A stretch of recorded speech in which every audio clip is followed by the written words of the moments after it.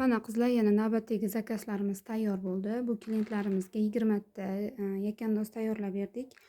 6 tadan 2 xil siydan baxmalimizdan tayyorladik. 8 ta oppoq turkiyamizdan tayyorlab berdik. Qovuqlari qizlar qaranglar, doimgidek shunaqangi chiroyli, go'zal bo'lib chiqdi.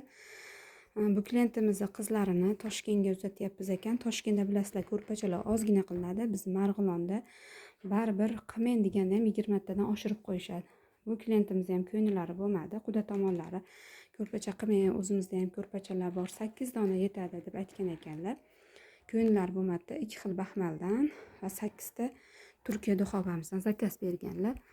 Mana ko'rib turganlaringdek, hozir bitta 6 ta sidam yakandozlari bor. Inshaalloh kechga yana qolgan yakandozlarini ham sizlarga obzorlarini qilib beraman. Kimga shunaqa ko'rpachalar zarur bo'lsa, qizlar bemalol o'zimizga murojaat qilasizlar. Havas qilganlarga ham Alloh taolo nasib qilsin, shunaqangi qizlarga chiroyli ko'rpachalar qilib berish.